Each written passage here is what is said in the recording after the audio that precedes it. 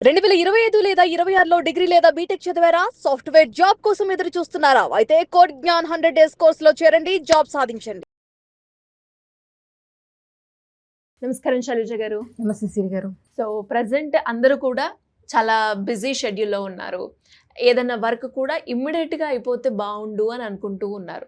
So, అలా ఎవరికైనా కూడా అంటే ఇప్పుడు ఐటీ వాళ్ళకి సాఫ్ట్‌వేర్ గురించి మనం మాట్లాడుకుంటే వైఫ్ అండ్ హస్బెండ్ ఇద్దరు కూడా ఎంప్లాయీసే. మార్నింగ్ వెళ్ళి నైట్ రావడమే.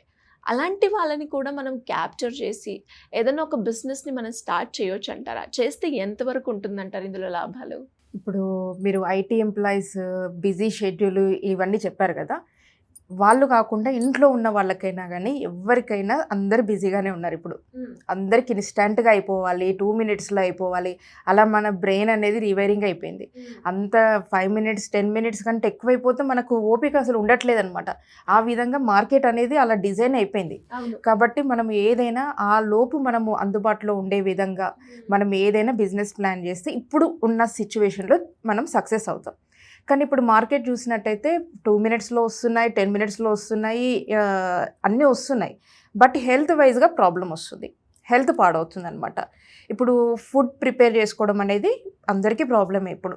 వండడం వచ్చిన వాళ్ళు కూడా మర్చిపోతున్నారు. ఎందుకంటే ఇన్‌స్టాంట్‌గా దొరికేస్తున్నాయి గదా! మనము ఇప్పుడు ఇన్‌స్టామార్ట్ ఇవన్నీ ఓపెన్ చేస్తే ఏమవుతుందంటే వెజిటబుల్ కట్ చేసి కూడా ఇస్తున్నారు. అలా అన్నీ రెడీగా వచ్చేసరికి మనకి ఇవన్నీ ఎందుకు చేసుకోవాలి అనే విధంగా మనం సెట్ అయిపోతున్నాం అనమాట. అయితే ఇలాంటి టైంలో మనము ఈ మార్కెట్ గ్యాప్‌ని మనం హెల్తీ వేలో కొంచెం కన్వర్ట్ చేసుకొని ఇన్‌స్టాంట్‌గా అయిపోయే విధంగా మనము కొన్ని ప్రొడక్ట్స్ తయారు చేసుకోవచ్చనమాట. ఏంటి ఏంటి అండి? అందులో ఒక ఎగ్జాంపుల్‌గా చెప్పాలంటే ఇప్పుడు ఏబీసీ జ్యూస్ అని ఉంది. యాపిల్, బీట్రూట్, క్యారెట్ వీటితోటి ఏబీసీ జ్యూస్ అని చేస్తారు. ఇంకా దీంట్లో కొన్ని రెసిపీస్ కూడా ఉంటాయి. మళ్ళీ దీంట్లో డ్రై ఫ్రూట్స్ యాడ్ చేస్తున్నారు, నట్స్ యాడ్ చేస్తున్నారు. ఇంకా కొంచెం డైజెషన్ కావడానికి మిల్క్ షేక్స్ ఉంటాయి కదా, అందులో యాడ్ చేయడానికి ఫ్లేవర్స్ కూడా చేస్తున్నారనమాట. ఇప్పుడు జనరల్లీ అన్ని ఫ్లేవర్స్ ఇదంతా నెక్స్ట్ పార్ట్. ఫస్ట్ రాగా మనం ఏంటి ఏబీసీ జ్యూస్ ఈ బిజినెస్ మనం స్టార్ట్ చేసుకోవచ్చు. ఇది ట్రెండింగ్‌లో ఉందని లేకపోతే ఎవరో చేస్తున్నారని చేయడం కాదు. ఇది ఎవర్ గ్రీన్ ఉంటుంది. ఓకే. తక్కువ టైంలో మనకు ఎక్కడికైనా ట్రిప్స్‌కి వెళ్ళినా, మీరు ఎక్కడికి వెళ్ళినా గానీ ఇన్‌స్టాంట్‌గా ఎనర్జీ వస్తుందనమాట. ఆ రోజు మీరు ఎంత ఫుడ్ తిన్నా రానిది మీకు ఒక ఇన్‌స్టాంట్‌గా ఒక గ్లాస్ మిల్క్ షేక్ గానీ, లేకపోతే వాటర్‌లో కలుపుకొని తాగినా గానీ మీకు ఆ ఎనర్జీ అనేది వస్తుందనమాట. ఎలా తయారు చేయొచ్చు అంటారు దీన్ని? ఇది డీహైడ్రేషన్ ప్రాసెస్‌లో రెడీ అవుతుందనమాట. అంటే దీనికి ఏమేమి కావాలి తయారు చేయడానికి మనం? దీనికైతే ఒకవేళ ఇంటి నుంచే స్టార్ట్ చేయాలనుకుంటున్నారు బిజినెస్, దీనికి డీహైడ్రేట్ మిషన్ అనేది ఒకటి కావాల్సి ఉంటుంది. ఎంత ఉంటుందండి కాస్ట్? దీనికి కాస్ట్ 10,000 రూపీస్ నుంచి 1,00,000, 2,00,000 వరకు కూడా ఉంటాయండి.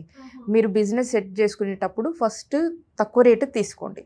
తీసుకొని దాంట్లో ఫస్ట్ ప్రాక్టీస్ చేసి డైలీ ఎంత అవుతుంది, ఎన్ని కేజెస్ వేస్తే ఎంత అవుతుంది, ఇవన్నీ మీరు ప్రాజెక్ట్ అంతా కంప్లీట్ అయిపోయిన తర్వాతకి మీకు మార్కెట్ వస్తూ ఉంటే దాన్ని బట్టి మీరు అప్గ్రేడ్ అవ్వాలన్నమాట. మీరు 1,00,000, 2,00,000 మిషన్ కూడా తీసుకోవచ్చు. గవర్నమెంట్ సబ్సిడీస్ ఉన్నాయి, వీటికి లోన్స్ ఉన్నాయి. ఓకే. వీటికి ప్రాబ్లం ఏం లేదు. కాకపోతే మీకు ఏ మార్కెట్ తెలియకముందే, మీకు మీ ఎబిలిటీ ఏంటనేది మీకు తెలియకముందే ఇన్వెస్ట్మెంట్ పెట్టడం అనేది సేఫ్ కాదనమాట. యెస్. అవును. అంటే ప్రాసెస్ ఎలా ఉంటుంది? ఇప్పుడు అవన్నీ కట్ చేసి ఆ మిషన్‌లో వేయడం. ఇప్పుడు మీరన్నట్టుగానే ఏబీసీ పౌడర్ అనేది తయారు చేయడానికి ఖర్చు ఎంత అవుతుందండి? బీట్రూట్, యాపిల్, క్యారెట్లు ఇవన్నీ కట్ చేయాలి అన్నాం. కట్ చేయాలనగానే మాన్యువల్‌గా కట్ చేస్తే అవన్నీ సేమ్ సైజ్ రావు. అన్నీ ఒకే సైజ్ వస్తేనే ఈవెన్‌గా ఒకే టైంకి అవన్నీ డీహైడ్రేట్ అవుతాయన్నమాట. కాబట్టి వాటికి మళ్ళీ కట్టర్స్ తీసుకోవాల్సి ఉంటుంది. ఇప్పుడు కొన్ని కొన్ని అనుకోండి, ఇప్పుడు వేరే ఇంట్లో వరకే చేసుకుంటున్నాం. చిన్న చిన్న కట్టర్స్ తీసుకుంటాం, మాన్యువల్‌గా చేస్తాం.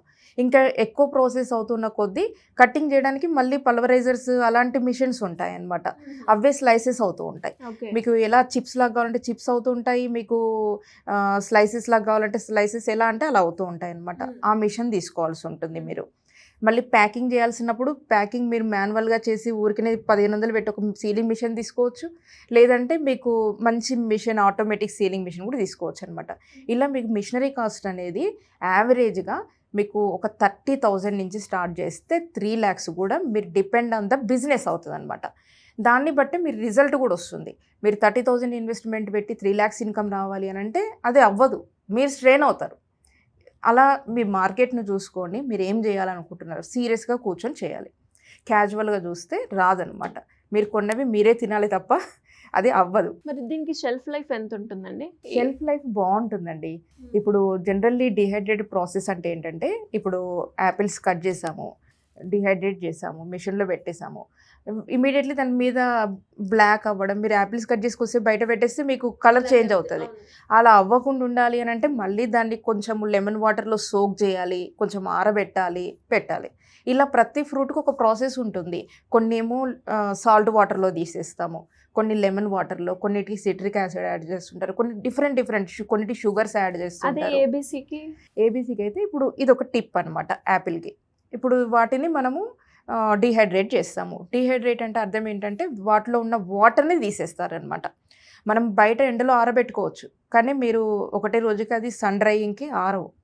అవి జస్ట్ మెత్తగా ఉంటాయి, క్రిస్పీగా కావన్నమాట.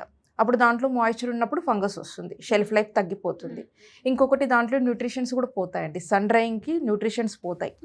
4-5 days పెడితేనే అవి అవుతాయి కదా. దీంట్లో జస్ట్ ఒక 6 to 8 hours, డిపెండ్ 10 hours కూడా పడుతుంది మిషన్ బట్టి. మీకు దాంట్లో న్యూట్రిషన్స్ పోవన్నమాట. జస్ట్ ఫ్రీజ్ అవుతుంది, వాటర్ అంతా వెళ్ళిపోయి ఫ్రీజ్ అవుతుంది.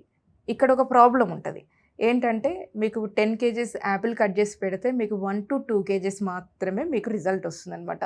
అవుట్కమ్ అనేది ఓన్లీ 2 kgs వస్తుంది. డిపెండ్ ఒక్కొక్క ఐటెంకి ఒక్కొక్కలాగా.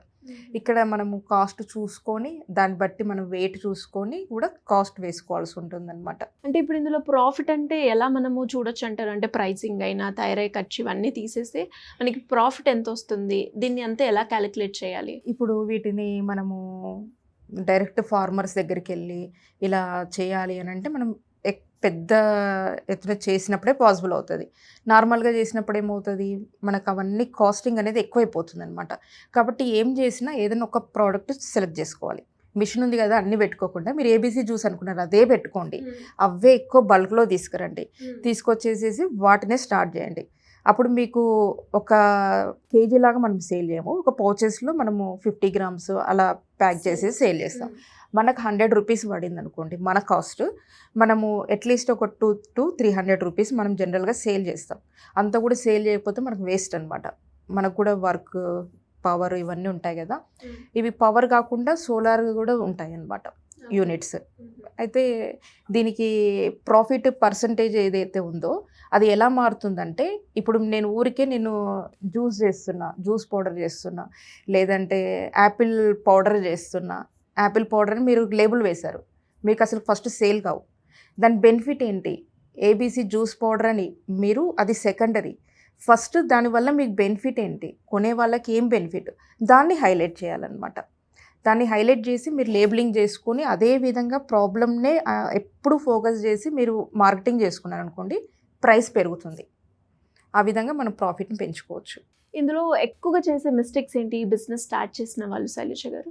మిస్టేక్స్ ఏంటి అని అంటే, ఎవరో చేశారు అని చెప్పేసి ఎక్కడో చూసామని డైరెక్ట్గా వచ్చేసి డైరెక్ట్ మిషన్లు కొనుక్కొని ప్రాక్టీస్ చేసి మార్కెట్లో కుదరడమే ఫస్ట్ మిస్టేక్ అనమాట. ఫస్ట్ మినిమం నాలెడ్జ్ అనేది ఉండాలి. ఇప్పుడు ఎగ్జాంపుల్ చెప్పాను, యాపిల్ డైరెక్ట్ కట్ చేసేసి పెట్టారనుకోండి, అది యాక్చువల్గా అది అవుట్పుట్ సరిగ్గా రాదు, కలర్ చేంజ్ అవుతుంది. దానికి హిడెన్గా ఇంకా మళ్ళీ నేర్చుకోవాల్సినవి ఉంటాయి. ఇంకొకటి, అన్ని ట్రేలలో అన్ని ఫ్రూట్స్ ఒకటేసారి పెట్టేశారనుకోండి, ఒక్కొక్క దానికి ఒక్కొక్క టెంపరేచర్ అవసరం ఉంటుంది.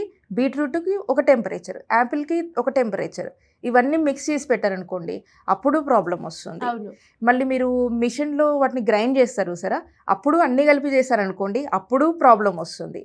మిక్సింగ్ చేసేటప్పుడు ఊరికైనా మీరు స్పూన్లతోటి చేశారనుకోండి, అప్పుడు ప్రాబ్లం వస్తుంది. వాటికి మళ్ళీ మిక్సింగ్ కూడా ప్రాసెస్ ఉంటుందన్నమాట. అలా ఈవెన్గా స్టెప్ బై స్టెప్ అన్నీ ఓపిక్గా అన్నీ నేర్చుకొని చేయాల్సి ఉంటుంది. అండ్ అలాగే ఇవన్నీ ఓవర్కమ్ చేస్తూ సక్సెస్ అవ్వాలి అంటే ఈ బిజినెస్లో, సక్సెస్ అవ్వాలంటే ఏ బిజినెస్లో అయినా ఫస్ట్ ఉండాల్సింది ఓపికనే, దాని తర్వాతనే ఇంకేదైనా.